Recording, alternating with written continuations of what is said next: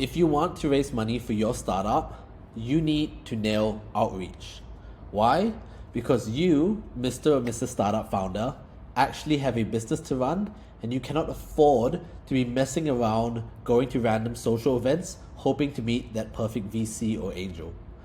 Your time as a founder, and just as a person in general, is extremely precious. So you can't be stuck doing things that get you minimal results, especially if it takes you a long time to get those results. And I know some of you who are listening are going to say, Brennan, I don't want to do outreach, or Brennan, it's out of my comfort zone. Yes it is. Unfortunately, this is what you signed up for as a founder, and it's something that you just have to do. Unless you are Sam Altman, right? With OpenAI, investors aren't typically going to be banging on your door, begging to shake your hand and throw money at you.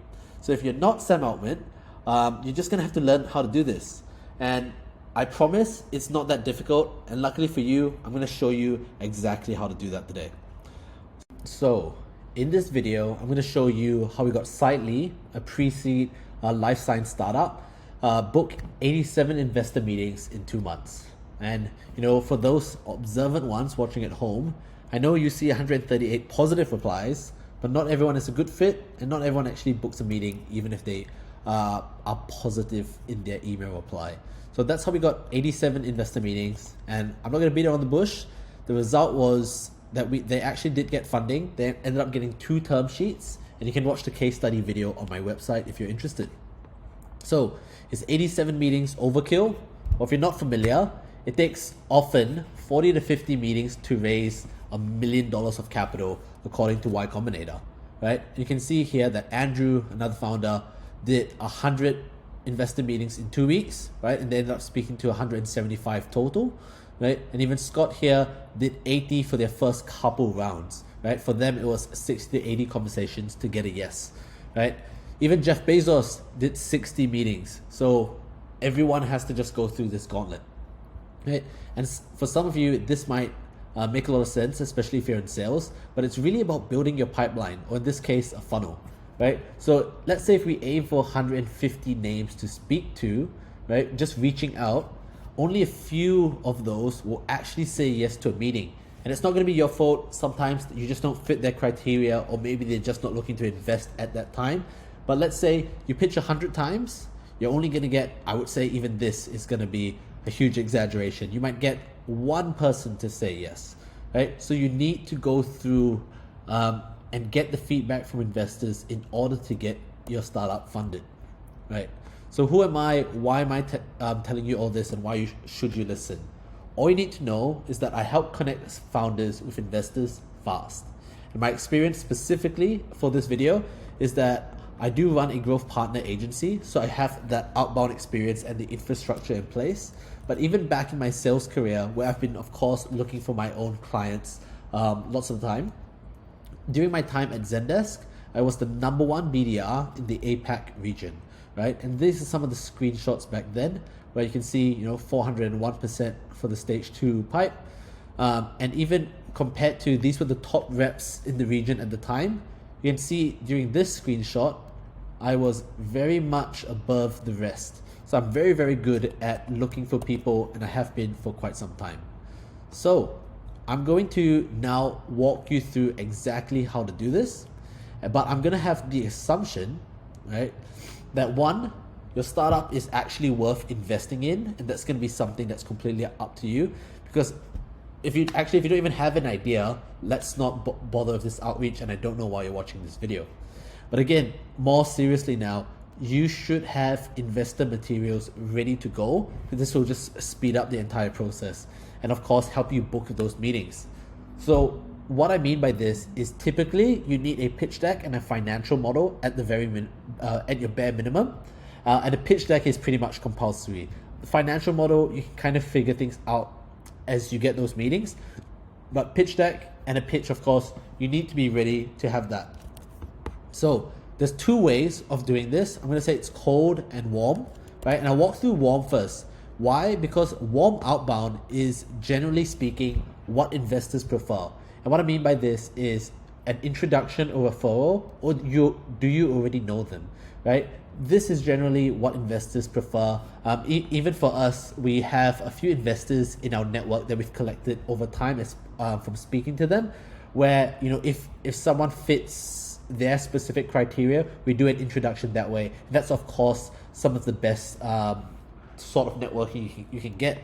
So generally speaking, how you can do this is of course map out your LinkedIn connections. Just an example. So I hope you have your LinkedIn updated here. Right, and actually, while we're on that point, as you're going through this, it's very important that you at least have your public presence, your LinkedIn, updated as well, because the VCs, angels, or any investor you speak to is going to do some of their research.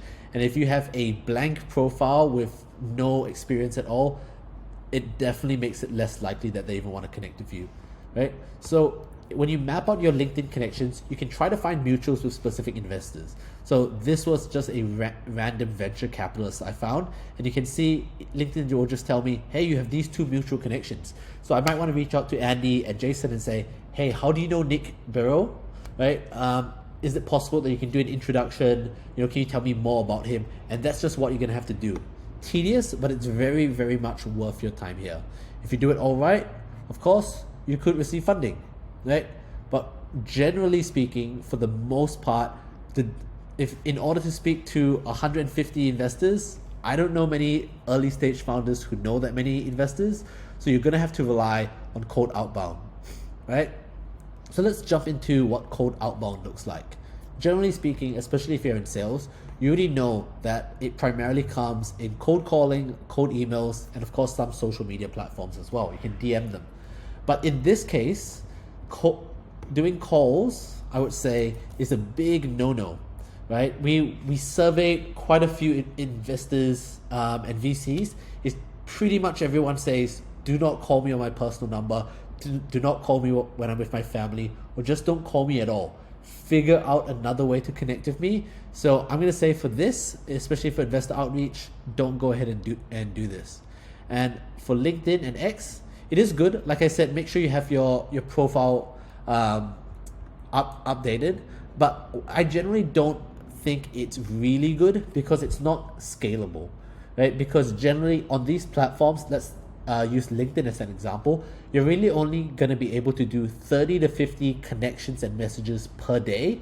And you kind of just have to wait for them to connect as well. If you go past this amount multiple times in a row, you can actually get shadow banned from LinkedIn, which is something that you want to avoid. So the strategy here, if you do decide to go down this route, is very, very simple. Just to save your time, pick out multiple investors and connect with them in bulk, right? Have a list of 20 a day and just connect with them. For anyone that actually connects and actually accepts, you then proceed to send them a short message or video, right? Do not send them a 30-minute video or demo going through your startup. All you're trying to do at this point is asking them to hop in a meeting with you so you can actually do your 30 to 40 minute pitch. If you do it all right, you're gonna get funded, hopefully. But let's talk about something a little bit more scalable. I love email for this because it's extremely scalable. You're not gonna get blocked. You can send out 100, 1,000, 2,000 emails per day and you're not gonna have too many issues. But of course, it's gonna be very important that you understand the deliverability of emails. So I'm not going to talk too much about this. There's so many guides out there, but just for you to be aware of, you can't typically send 1,000 emails and not expect to be hitting spam filters. I'll post another video on this down the line.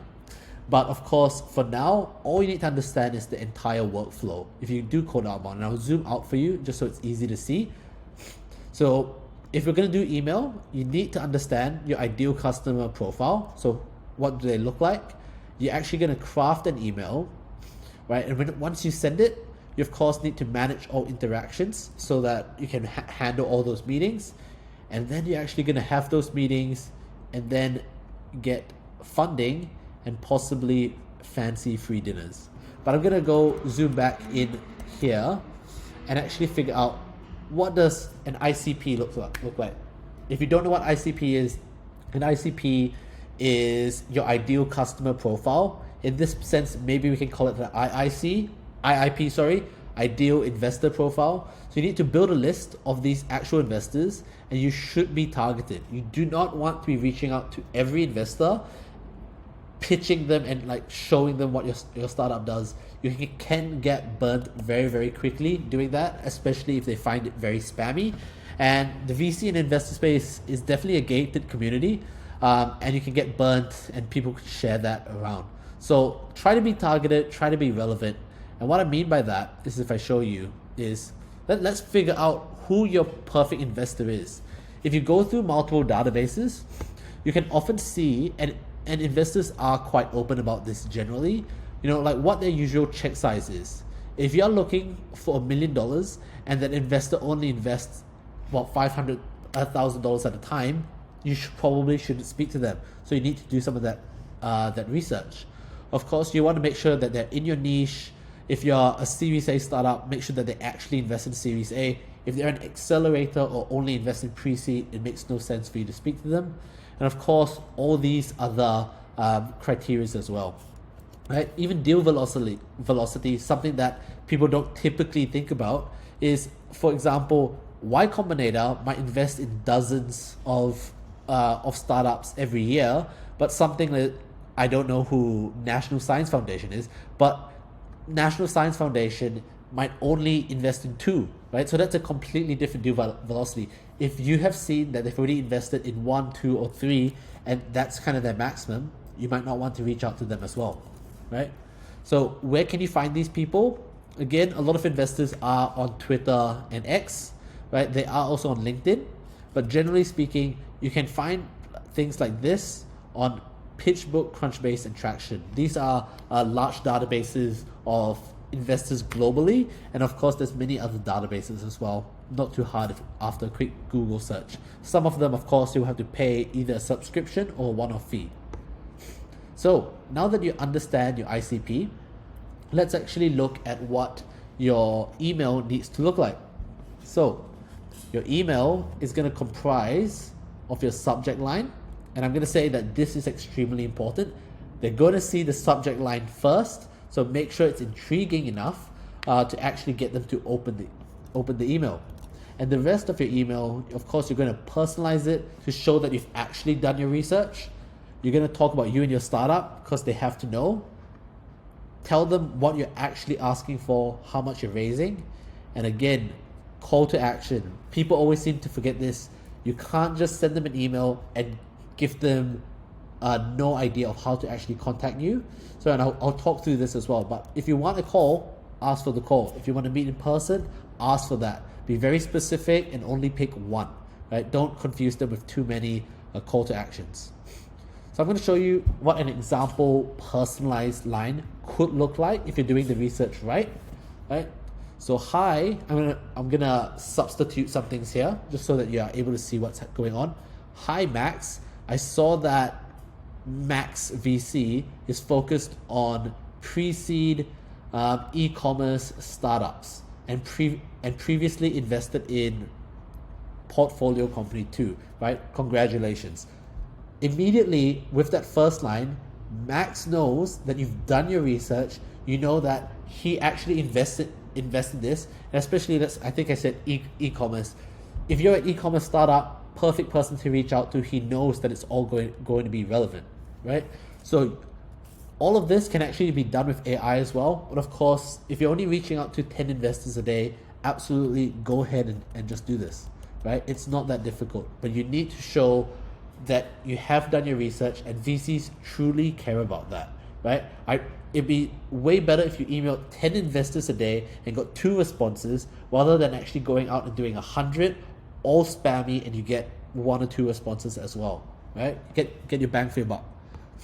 So it's very important as well in your email to talk about your team, the traction you have, the idea you have, and of course the market. You want to do this with easy readability. Don't be too abstract and using big verbose words here. And of course, you just want to talk a little bit about your startup. If you have very good traction, for example, and lots of growth, maybe that's what you want to put in that email as well to try to get them to actually book in that meeting. You want to create some intrigue and curiosity. And again, you need that pitch deck. So what I recommend here is that if you have a teaser pitch deck, meaning like a much a condensed version of your pitch deck, it's actually a very good time to actually put this in the email. So not your entire pitch deck so they know everything that you're going to say, but if you have a small one, this is a good place to do it as well. Do note though, again back to the deliverability, if you do include a link or an attachment, sometimes it can impact your deliverability, but sometimes you gotta link it, or you can kind of avoid it for now and send it to them after. But I just want to let you be aware of that. And just testing some lines, subject lines for your best open rate, you should really play around with this. If you're going to be emailing 100, test different subject lines to see who is getting opens and the most replies, right? So you can see that's something that we do. We typically test 3 to 6 at a time, right? And you can even, when you see the reply rate, if you use specific tools, you might be able to see that, okay, so this didn't seem to do very well, and this didn't seem to do very well either. So you might want to take those out and just focus on those 3, right?